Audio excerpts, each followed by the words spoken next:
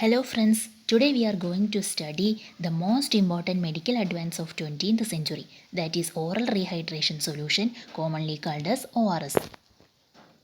While studying ORS, we must know about the principles of management of diarrhea, how to know the severity of dehydration, what are the various methods of rehydration, what are the types of ORS, what are the WHO recommended formula of ORS, how did it act, what is its dosage, and how can we prepare ORS. Acute diarrhea is one of the major causes of death of infants, especially in the developing countries, but most of them are self-limiting. The therapeutic measures of diarrhea can be grouped into three: treatment of fluid depletion, acidosis and shock, maintenance of nutrition, and drug therapy. The relative importance of each of this measure is governed by severity and nature of diarrhea. During diarrhea, there is severe fluid and electrolyte loss from the body. So, assessment of dehydration is important before treating diarrhea. According to fluid loss, dehydration can be of three types: mild, moderate, and severe condition. In mild and moderate condition where fluid loss is about 5 to 10%, we prefer oral rehydration solution. But in severe cases where the dehydration is greater than 10%, IV solution is given to the patient in order to get immediate relief.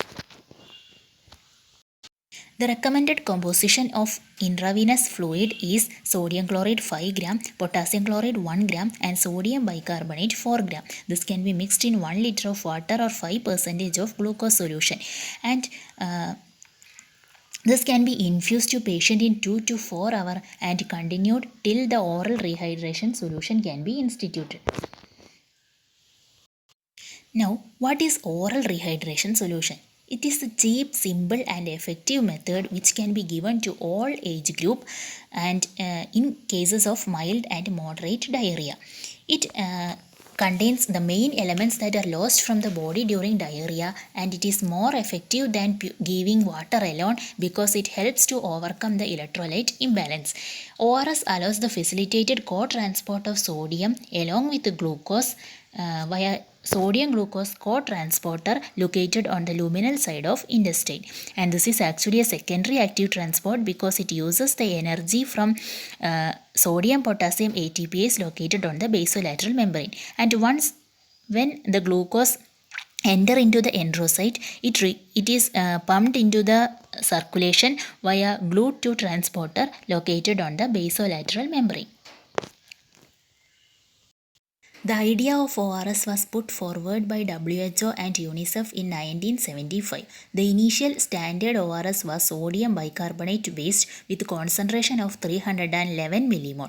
But later it was found that the sodium carbonate was less stable and didn't decrease the stool content. Hence, it was replaced by trisodium citrate.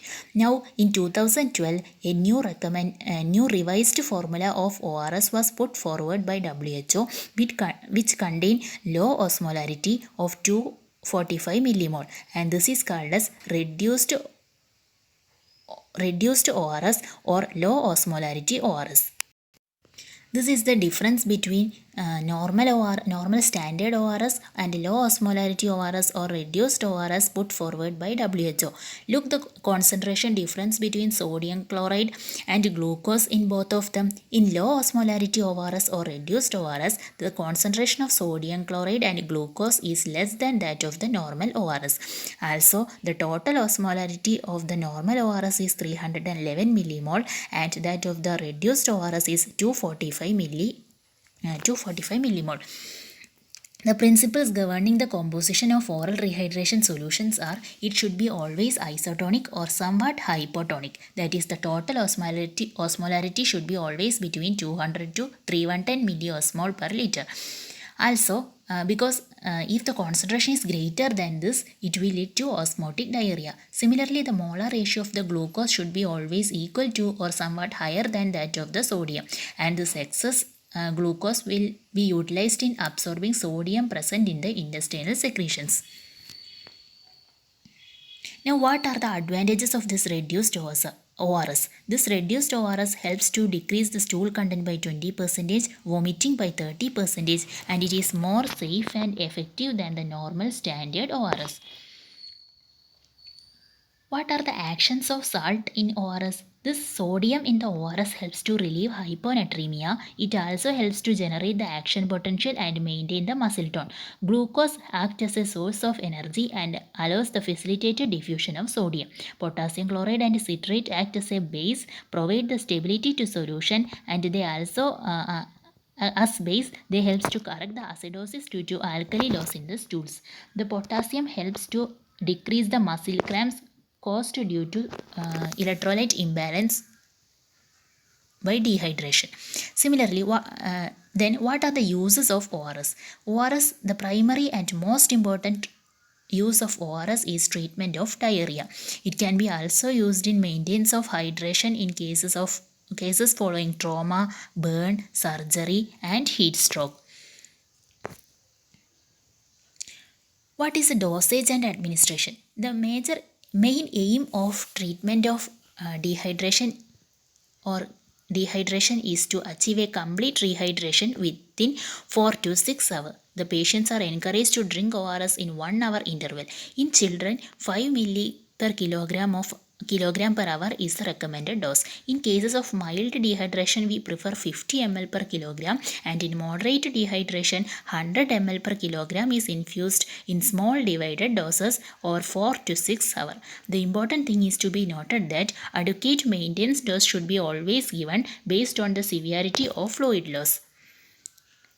Now let's look how to prepare ORS.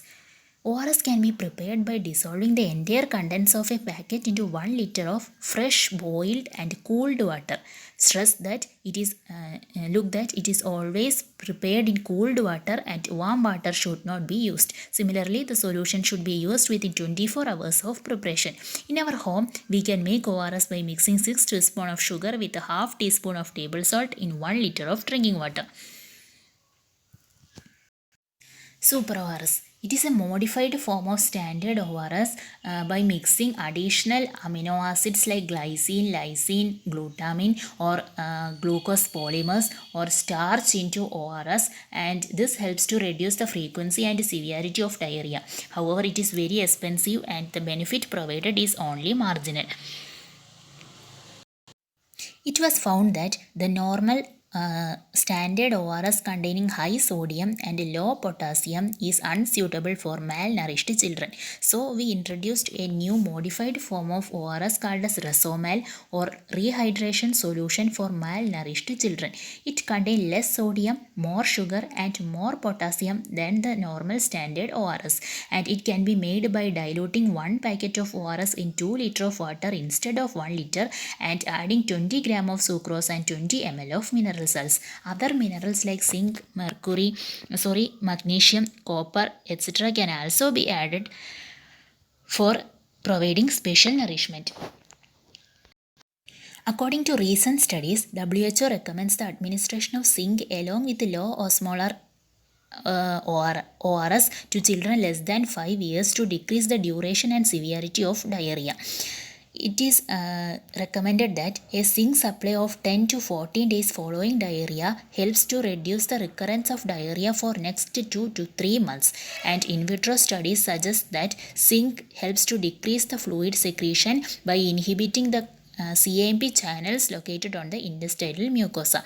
Also, zinc is a microelement which helps in the body for regeneration of the damaged epithelium and in improving the immune responses of body. Okay, we have now come to the end of the session. Now let's summarize what we have studied about ORS till now. The most important treatment that should be given to diarrhea patient is to prevent the dehydration and excess electrolyte imbalance caused by diarrhea. So, according to the severity of dehydration, we recommend oral and IV methods of rehydration. Oral rehydration solution is given in mild and moderate cases where the fluid loss is about 5 to 10%, and then we looked at the WHO recommended formula of normal ORS and standard ORS. The normal ORS and normal ORS or standard ORS and low osmolarity ORS. The low osmolarity ORS always contained less sugar and less sodium than that less